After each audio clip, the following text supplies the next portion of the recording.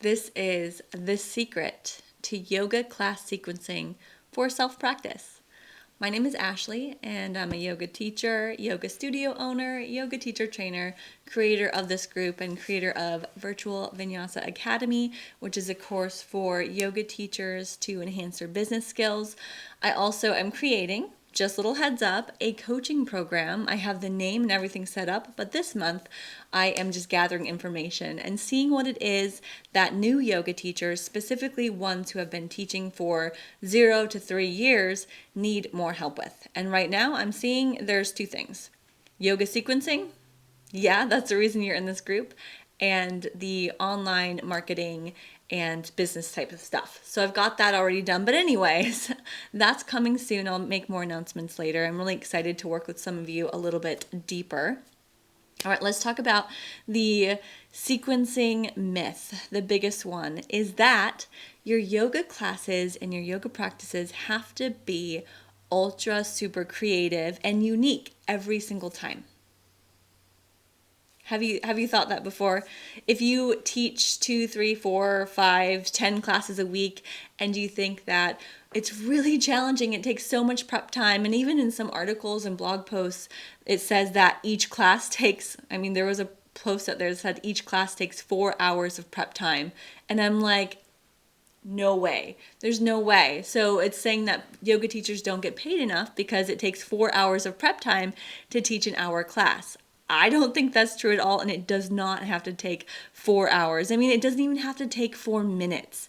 It can be stepping on your mat or stepping into the room and knowing your format and knowing what to do. So here is where I'm going to teach you. So here is the solution to that, is to practice what you know and to teach what you know. You do not need to teach or practice what you don't know, but it does help to have a guide. And if you haven't downloaded my 4-part process or 4-part PDF guide for yoga class sequencing for a vinyasa yoga practice, go download that and then come back and watch the rest of this so I can go through that guide together. And I actually don't have it in front of me, so I'm just going to talk about some of it. And we'll get started in the process of creating your self-practice and having a format to come back to. When you step on your yoga mat, wherever it's placed, hopefully you have a place by now where you are practicing your yoga and you have a set time that you're doing it, and you're able to step on your mat and say, all right, what am I going to do? So you should have a format. So the next step after you have your time, your place, and you've watched the video and downloaded the guide is to create your go-to class for right now.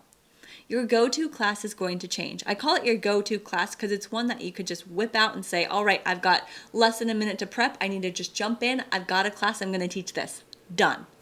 Very simple. So if you were asked to sub right on the spot, if you're a teacher, you've got your go-to class and you go to that and you use that format and you adjust accordingly depending on who's in the class, of course. But you have a guideline. And what a lot of us struggle with, I think, is having a set class that's our own, that's authentic to us. In yoga teacher training, you may have been taught one sequence, and you had to present that sequence. You didn't even really have to think about it. You just have to know how to present it, and then you graduated, right? So they were basing you on your presentation and your cueing and all of that, but sequencing portion of it, it's not mandatory that you need to create your own sequence, so you could teach whatever they taught you, and then you leave and think, all right, well, I want something a little more creative, something that's unique to me. And all of a sudden you don't have that. You don't know how to even start that. So here's that process. All right, so I have several different methods and ways that you can do this. Oh, I do have an example too. So those of you who think you have to get ultra creative in every single class, think of this example. I got 2 actually. It goes back to the fitness industry and the fitness world. Think about running. People go running all the time. But the thing is, they don't change what they do for movement of running. It's the same pattern. You're moving your body the exact same way all the time. It might change very minusculely, like if you're sprinting compared to jogging, but it's still running. So when people start to get bored with running, what do? They either change up their route, the scenery, or they change their playlist, or they change the pace and the speed of what they're doing. The same can be for any yoga class. You don't need to change the exact movements that you're doing.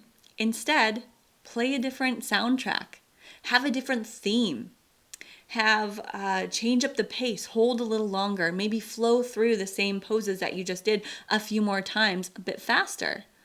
Maybe we set up ourselves in a different area of the room, or instead of doing that regular like facing the front of the room, everyone gets in a circle, and that totally changes up the whole feeling of the class. So you can change up your position, but you can teach your exact same go-to class for a long time with other changes and elements in your yoga class or your yoga practice before anyone gets bored. And I honestly don't think anyone's going to get specifically bored. And if you do have someone who says, your class is kind of really boring and been doing the same thing for too long, then take note of that. But until someone says that, or until you notice that people are dropping off because you're teaching the same thing every single week, keep teaching the same thing every single week. Keep practicing the same thing. Very much like running. Now, yes, there are ways to add simple creativity to your go-to practice, but you need some sort of set thing. For me, it was practicing the Ashtanga traditional sequence, and I took some of that and for my own creativity, added my own flow. So once you have a foundation that either you create or you found somewhere, if you have that foundation, something you really enjoy, and you've practiced it for a while, then you can start to get more creative. So that you do not have to start with that creative, huge, doing something different every single day. The first program I ever did was a 60-day DVD set. And it went like this. There were 10 videos. It was 10 weeks long. So there were 10 videos. And you were supposed to do video number 1 for 6 days straight. The same video 6 days in a row. And then video 2, you would do the same video for 6 days in a row and 1 day off. And then video 3, you do the same thing. And I loved that. I mean, in time, later on, I then would like mix and match, and I would do video 1, 2, 3 in a row, and I'd switch it up. But that was only after I'd done it all the way through. And honestly, I didn't remember what I did from day 1 to day 2 to day 3. So if I was doing the same video for 6 days straight, because I was being led by someone, I totally forgot what the sequence was, and it didn't even feel like I was doing something the same every single day. Even though the cues were the same, it really got me to feel more comfortable as I was progressing through practice. So I liked that method, and so after I did 6 days of that first video, I was like, all right, now I'm ready to move on to the next one, 6 days of the next video. But I could have kept coming back to the same ones week after week and been fine with it. In fact, I still do that. So I still come back to my regular old practice, and I love it, and it fits what I need. So running, fitness instructing, same thing. So there is also the example of my very first fitness class that I taught was a class called Body Pump. Are you familiar? Les Mills Body Pump. That was a class that when we first got into training, it was an intensive weekend training. And they gave us the choreography and the notes beforehand. They said, when you get to training, you need to know the choreography 100%. Or there was like 2 songs or 2 of the like 10 minutes of the class I needed to know 100%. So the first thing that we needed to know was what we were doing. The structure of the movements. And that's the same with our yoga practice, is you need to know them. You need to know the format 100%. Choreography, the demo, all of that needs to be on 100% before you get the words in there. So if you're not a teacher, then that doesn't apply to you, but knowing the poses and knowing how to sequence does. So the words will come after we know what we're doing. And hopefully becoming a yoga teacher, you've been practicing for a while, so the poses do come a little bit more easily to you nowadays compared to when you were first getting started. So this group is very much geared towards new yoga teachers and those of you who are perhaps becoming a yoga teacher. And anyway, let's get into the actual piece by piece of how you sequence your yoga class, okay? All right. So if you have that guide, go pull it out and look at it. So I've got 4 steps. Number 1 is to choose your focus. Your focus can change day to day, but if you, what are you working on in this moment? What are you working on now? So choosing an intention, a theme, a word, a muscle, a body part. For me, this week and the last couple weeks, I'm working on releasing the spasm I keep having in my lower back, which involves a lot of hip opening and stretches. So that's also what I've been teaching. So I've been teaching and practicing what I need in my body. For some, it might be practicing peace and calm or joyfulness or energy. So you have to choose what it is that you are practicing. What is your intention? Maybe it's a goal pose, and that's okay to have a pose that you want to head towards. If you're working towards something like handstand, just know that your personal practice should probably include a lot of core work, and shoulder stabilization in order to get into handstand. So you'll have to organize your class around, maybe it's a pose. If you were wanting to do the splits, it would be a lot more hamstring and hip flexor, hip mobility. And so picking something, and it can be a combination of a couple things. But for the sake of this practice, it might be good just to choose one. So choose one thing that you're working on, and maybe it's just for this week. Just try it, try this on, try it out, and see what happens. If you're a teacher and teaching classes, do the same thing. Choose a theme, a topic, a muscle, a body part, a pose if you're doing the peak pose method. So there's a few different ways you can choose a focus. You can choose a peak pose, which a lot of my sequencing and my videos that I do on YouTube are geared towards sequencing to a peak pose. But those of you who are teaching, like want to teach to an emotional benefit or something else, it might not have a peak pose. It may or may not. So a peak pose is just where you're headed about half to 2/3 of the way in class. It's usually a more challenging pose, and everything that you do helps prepare and build you up for that class, or for that pose, not class, for that pose in the middle or towards the second half, like right before you come down for relaxation. Okay, so if you want to do a peak pose, or if you want to do, if you choose like I want hip opening, then your bigger hip opening poses are going to be about middle or just after the middle of your practice. So after you warm up and after you're like fully prepared for it. That's peak pose. So how we actually sequence our class then. So go ahead and pick a theme, an intention, write out, maybe even journal for a little while of what your goal is for your yoga practice. And I do think it's okay to set some goals sometimes. Intentions are great too. Intentions and goals are slightly different. Intentions are more present-based, what you can bring right now, right here, a little bit more broad, a little more maybe emotional driven, where a goal is very specific and time-oriented. A goal would be like, I am going to touch my toes by May 30th of 2020, or I don't know, something very specific that was usually time bound. It's specific. It's like there's a destination in mind.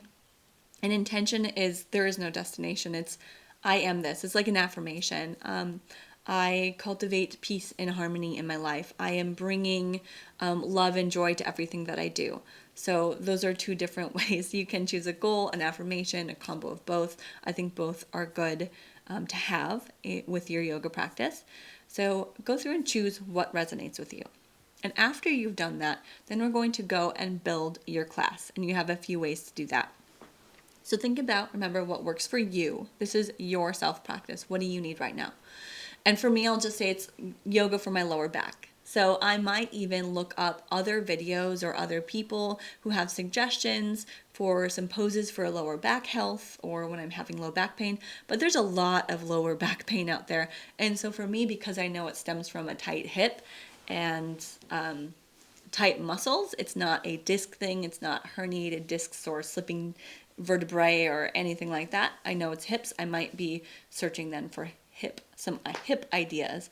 Or maybe my peak pose is going to be something around releasing the hips. All right, anyway, moving on to creating our actual classes. So creating your actual class, this is the fun part. I do have a 3-page template that I often use, and it includes 10 steps. Everything that I have that I've created around sequencing, it's very similar.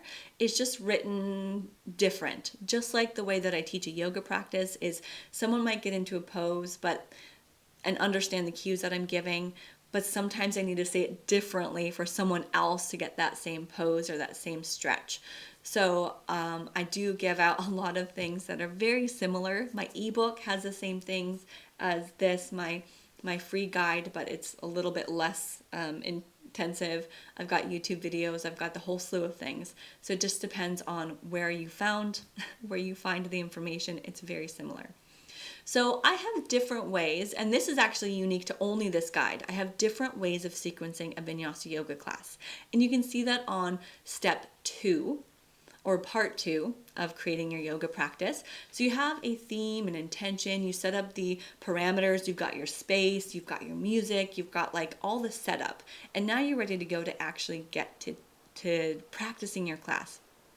So if you have a theme in mind, start to brainstorm some poses, maybe breath work, or maybe even do a little bit of research on what helps that for you.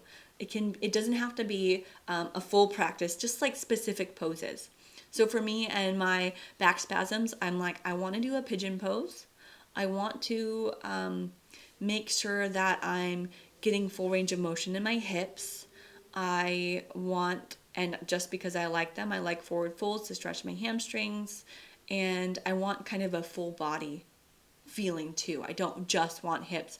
I want to also stretch out in my upper body. So I'm thinking of all these things that I want in my practice, but I don't have it all set yet. So brainstorming a few poses, a few key poses, or a few key movements or breath styles, or what your body could do in order to feel better in that theme that you chose, right? Okay, so from there, we can actually get to starting creating our practice. I do have different ways. I prefer the block method. Block method you can turn the block method into a ladder or into a wave, or my robot method, I guess I have that too, is kind of like a mini block. It's like a lot of little blocks because it's just one pose, next pose, one pose, like pose after the other. So I don't really talk about the robotic method a whole lot because it's very simple. So you have a sequence, you do right, you do left, you do like one pose at a time, kind of like a restorative class where there's not a flow to it. It just sort of this pose, this pose, this pose, sit down, stand up. So I won't talk about that one much, but the first 3, the block method and the wave method and the ladder method, are all ways that you can sequence a vinyasa yoga practice. And I'm sure there's others, but I like to start with a block. And then if I want to change it up, I would change it into a wave flow or a ladder flow if I want to move a little bit faster. Wave flow is a little faster. So the block method is basically like my 10 steps. You have your initial starting pose. So thinking of my theme of, okay, I really want to loosen up my hips and I want my lower back to feel good. Which starting pose of the 5 that I have, there's 5, child's pose, seated, standing mountain pose, standing forward fold, and lying down on my back.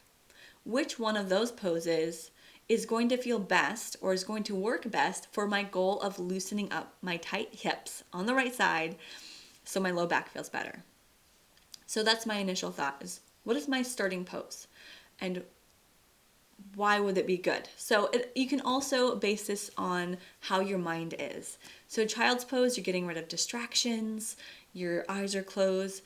Standing is probably the biggest distracting type of pose of all of them. But it could feel good to start standing if you want to get moving right away into your sun salutations or whatever you're doing. But standing, you can feel grounded. It can feel very empowering and uplifted.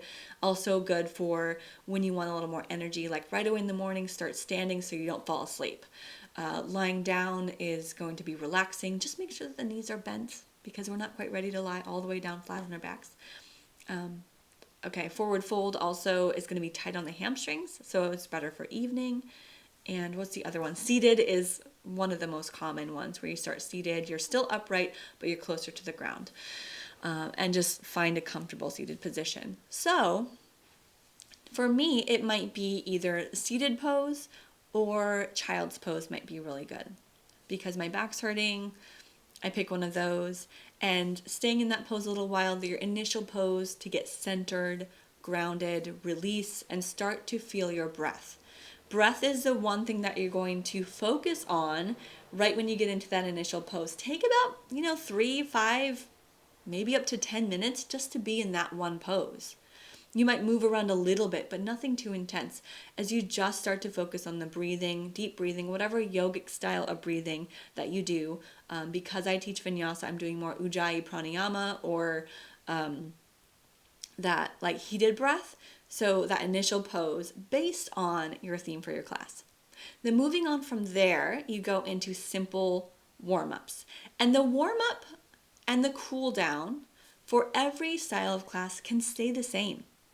So even if you teach a ladder flow, wave flow, or block flow, if you keep the warm-up and the end pretty much the same as like bookends, it's going to feel just like you have a good starting and closing for you and your students. You'll know where to start, you'll know where to end, and what happens in the middle, it's important, sure, but it's not as so much. You can get more creative in there, but have that set foundation for the beginning and the end and keep it the same every single time.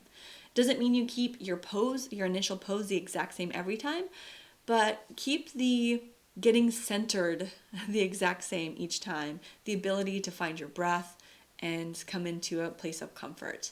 And yes, for a while it is nice to keep that pose the same. So it's like, all right, everybody, you know where to go, child's pose. Or we all start seated, find a comfortable position, that's where we're going, we know when to start. So we're like, yes, I feel confident in the beginning, and now guide me through the rest.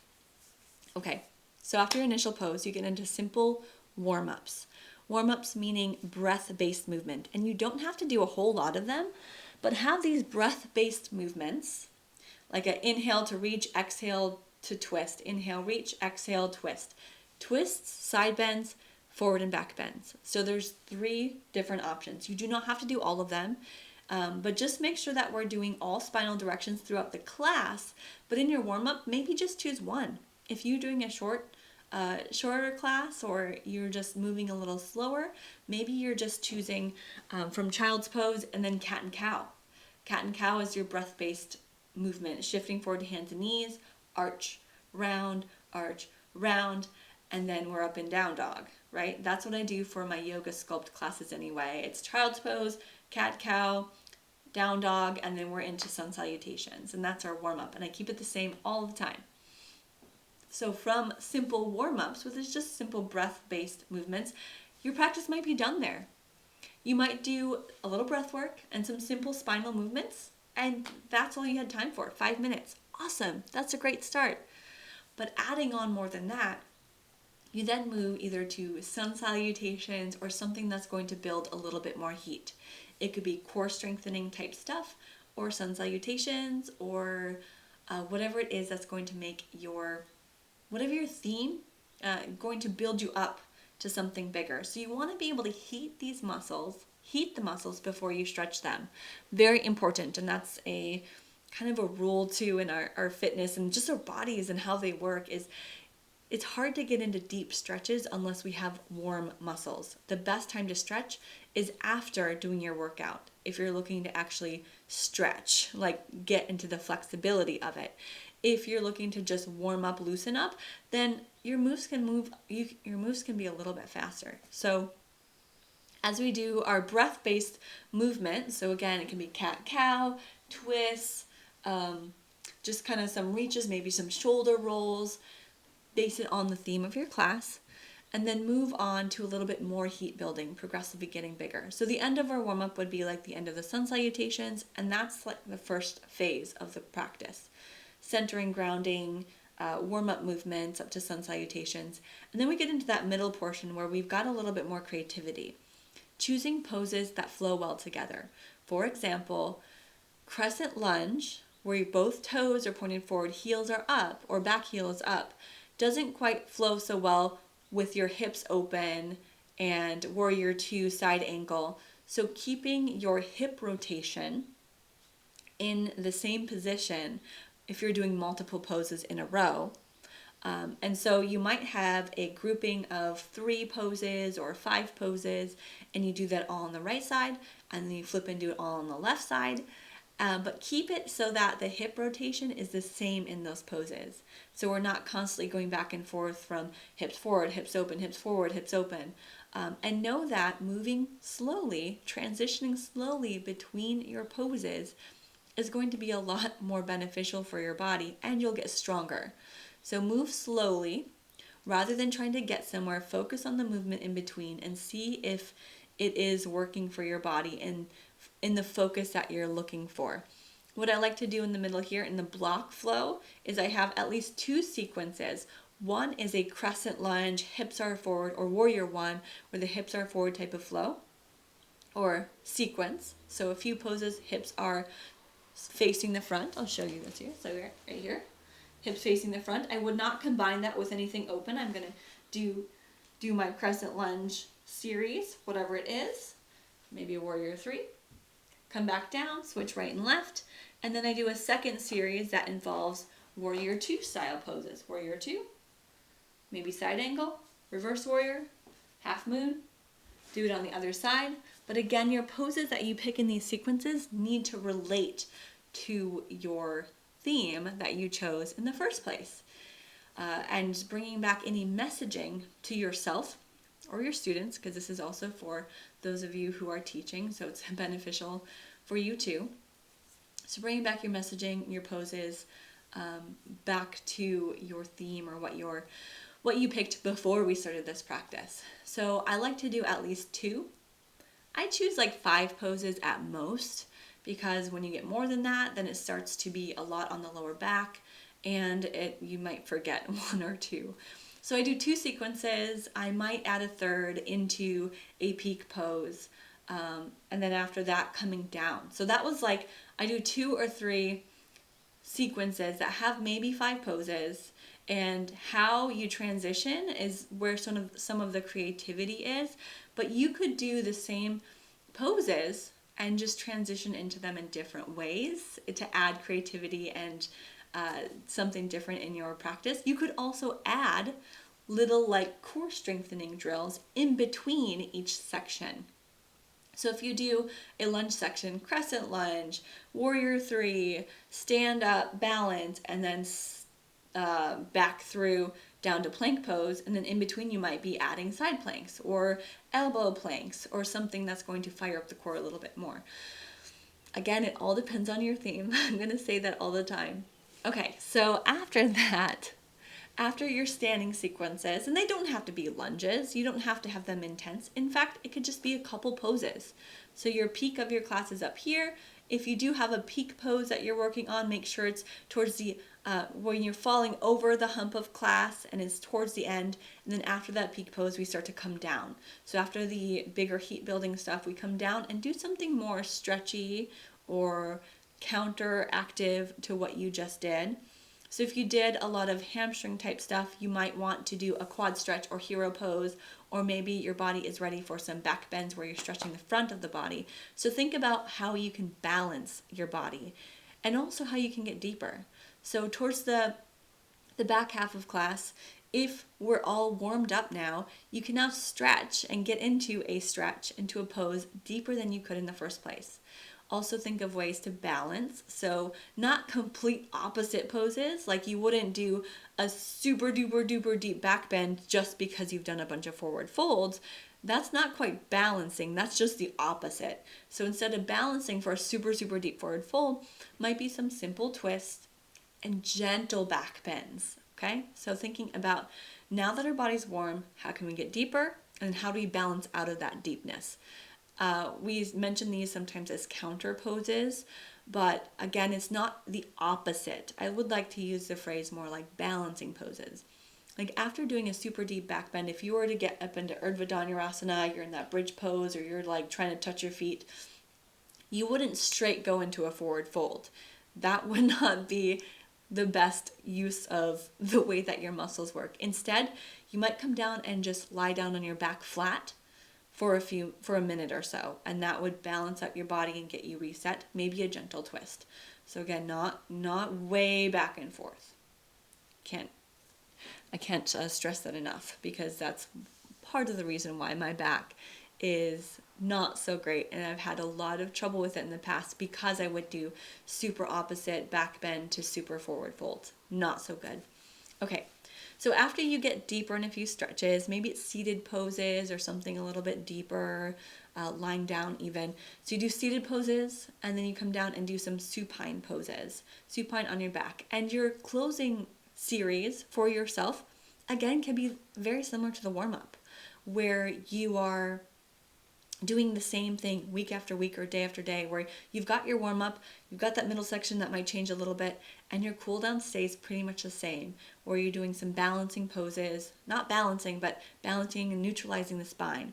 So a twist side to side, legs up the wall, bridge pose, just hitting up the gentle ways to move that spine once more with your shoulders anchored on the ground. And then make time and space for Shavasana. Very important. 10% of your class time at least should be Shavasana, if not more. So that was our basics in sequencing the yoga class. We've got initial pose, simple warm-ups, and then up to heat building, either sun salutations or other types of core strengthening warm-ups, into some standing poses or something stronger to heat the muscles that you're working, and then coming down and getting deeper, well, maybe a peak pose, and then coming down, getting deeper in your stretches, and then countering and balancing those poses with some neutralizing poses. Come down to your back and again continue to neutralize and wind down, and then Shavasana. Simple? Yes. Easy? Not always. It's the transitions in between that can sometimes catch us up. So what I use often in my vinyasa classes I call it the Sun Salutation Highway. It's a vinyasa. So in between poses or in between sides, I will do that plank, chaturanga, up dog, down dog. And from down dog, I always know how to get to a lunge, or how to get back to my knees, or how to get seated. So I will do that vinyasa or Sun Salutation Highway. And you can do the Sun Salutation Highway between every single pose. Now that's going to be a very fast-moving, somewhat challenging class for those who are averse to chaturangas or those sun salutations.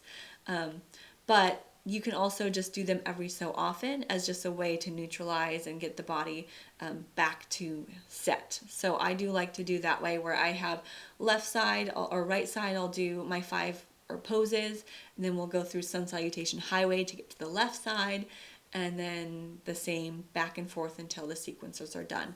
So I might have in the middle section, if I've got 2 sequences or 2 groupings, I would have 4 Sun Salutation Highways, because I'd start with right side, then I've got a Sun Salutation, then I do the left side, then a Sun Salutation, then I do the right side and the first side again, Sun Salutation, and then I do it on the left side. So I might do, seated poses. So I might have 4 or 5 chaturangas in there, in that middle section. You don't have to do it that way. I just like having that as a flow or a place to come back to. And that's the way that I sequence my power yoga classes too. So we add more push-ups. All right.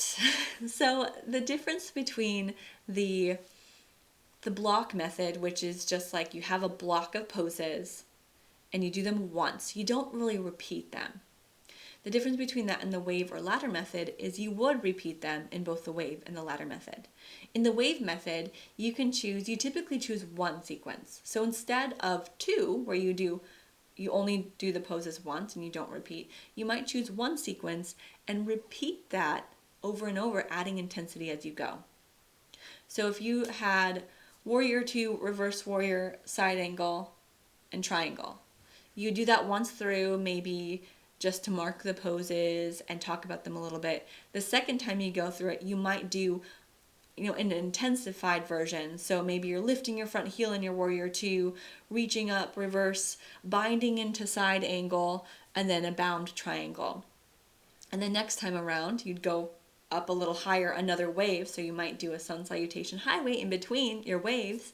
You go another wave, you do warrior two, reverse warrior, bound side angle, bound triangle into bound half moon, which would be your peak pose. So you just got bigger. And then you might flow through that. I don't know if you want to do the binding thing though, but you might flow through your wave after you go intensified version one or two more times. So you do it once just to mark the poses and at the very beginning, and tell people, if you're in this place and this feels good to you, feel free to repeat these same poses.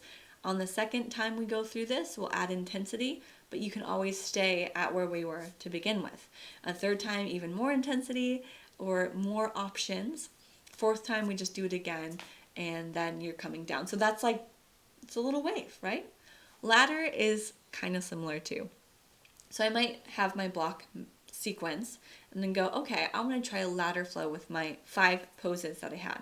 So I'll do the first pose on the right and left side, and I hold a little while. And then I'll do pose 1 and 2, both of them. I'll hold the second pose for a little while. And then I do lots of flows in between, sun salutation highways in between. And then I go to pose 1, 2, and then 3, hold that one a little while. And remember, you have to also do right and left, so you have to balance it out. And then we go 1, 2, 3, 4, and you hold that one for a little while. And then 1, 2, 3, 4, 5, hold the 5th one for a little while. And then you might flow through several times all 5 poses, or 6 or 7, however big you want to get with your ladder. Flow through them a few more times. All right, so you can take any kind of class if you have, as long as you can create these. And I always make like 5 pose sequences. And with your 5 pose sequences, making sure that the first pose is not the most intense pose. Typically, it's the 4th or 5th pose that's going to be a little bit more challenging because we are heat building as we get there. So this is getting really long now. I hope this is understandable. So that's the ladder method, and you can keep the same warm up and the same cool down that we talked about from the first 2 methods. It's same with the wave. You keep the warm up, keep the cool down, find your own unique way to close people out of class, find your own unique way to start your practice. So anyway, that's me talking about some of the methods for sequencing. I'm sure there's a lot more out there, and this has just kept me safe, I guess, in my practices and my teaching. One thing I don't teach headstands, and I don't teach anything that can be a possible risk to people, specifically not teaching this stuff online. I do hold people, and I can create a very challenging class by just holding a lunge. Like simply holding the poses longer creates more heat and more challenge, or maybe it's lifting a heel. So there are ways that are safe to get intense, but without compromising form or without compromising someone's safety. So instead of getting someone into a crazy pose, I take them into a normal pose, a pose that's very accessible to everybody, and then I give them the options to get a little bit bigger. And not saying that it's harder or easier, but I just say this is another option. This might be right for you today. Okay, so I could talk on this forever. Ways you can get more creative. Let's just go off on that. Now you have your sequencing methods. Again, I like the block flow, but you might like more creativity. You can change up your style of flow, ladder, block, wave. You can add additional poses. Even just 1 or 2 little additional poses or arm variations can make a huge difference. You can hold for a few more breaths. I once did a class where it was an Ashtanga class, but there was a sub, and we did a shorter version of the series, but we just held a lot longer, like 8 to 10 breaths instead. And whoa, boy, did that change up everything. And it was one of my favorite, most frustrating, but favorite classes ever, because we just took it a little slower. And I'm a type of person that moves really fast. And so to slow down, not easy slow down. So not quite for me. I'm not a huge fan right now of restorative practices. I want something a little bit more strength building, but I need to hold a little longer still. So it's not a fast flow. I like that kind of challenge. You can repeat sequences. You can create a new theme in time, create a new theme or a new music playlist. Music can make a big difference. I know we can't do that when we teach on Zoom, but you can share your playlist. So you can just share a link, which works as well. And anyway. And then, of course, after you have your class outlined, if you are writing it down, practice it. There's two ways to practice. You can practice it fast through, just sort of flowing without really the breath, and just like go through it without repeating anything, just to make sure that the transitions and sequences go well. Or you could actually practice it, which if you're practicing at home on your own, do it to the real time that you would possibly teach it if you're a teacher, or do it to the time that you've written down, like hold this for 5 breaths. So do that. Or hold this for a little longer. Do that. So 2 ways to practice it: fast flow or slow flow.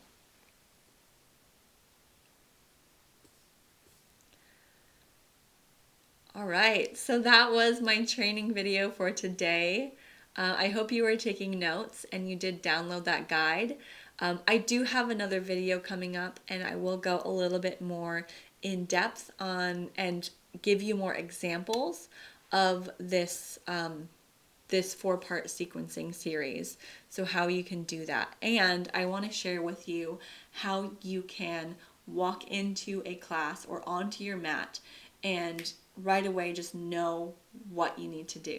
So I'll be sharing with that. I'll be sharing with you that information coming up.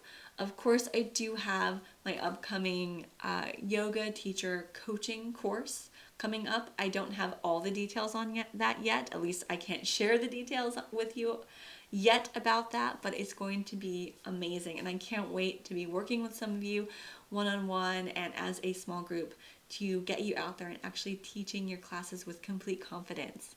Yoga sequencing, the words that you use, and growing your yoga teacher business, whether that's online or offline. I want to be here for you to support you. So that's that.